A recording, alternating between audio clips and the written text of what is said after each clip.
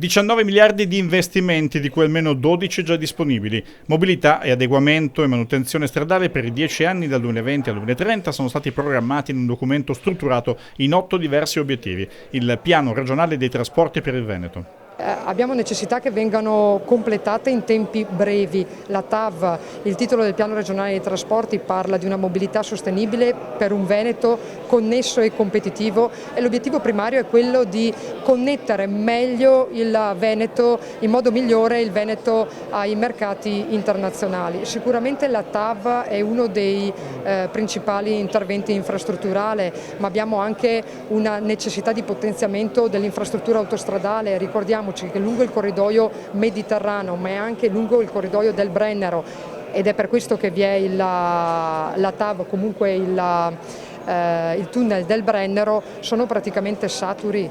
Quando noi diciamo che la TAV serve anche per poter potenziare il trasporto pubblico locale, serve per destinare una parte di ferrovia delle linee all'alta velocità e alle merci e liberare l'infrastruttura storica per poter potenziare il trasporto pubblico locale. Sicuramente è un piano che punta a spostare il più possibile la mobilità, diciamo, dal mezzo privato al mezzo pubblico, poi che sia ferro o gomma non cambia, e lo stesso vale anche per le merci. Sicuramente l'ultimo miglio, il collegamento agli aeroporti, il collegamento ferroviario al porto, l'adeguamento degli interporti agli standard europei, ai treni lunghi 750 metri, diciamo che questi sono bene o male gli interventi prioritari che potrebbero incidere nella mobilità, soprattutto per quanto riguarda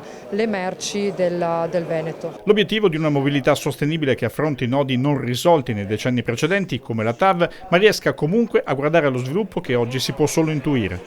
L'auto autonoma è connessa, i servizi di car sharing cambieranno molte cose molto rapidamente, per cui oltre alle grandi infrastrutture, alle scelte strategiche a cui si faceva riferimento, io penso che è importante che il Veneto sia anche un laboratorio vivente per la sperimentazione di queste nuove tecnologie applicate alla mobilità, sia dei viaggiatori che alle merci.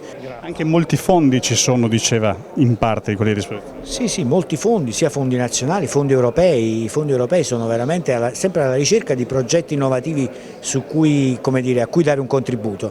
Quindi se il Veneto, come mi auguro, riesce a mettere in piedi anche una struttura tecnica in grado di sviluppare progetti e di proporre questi progetti ai finanziamenti europei e nazionali, saranno altre risorse che arriveranno e soprattutto altre innovazioni che si potranno realizzare in questa regione.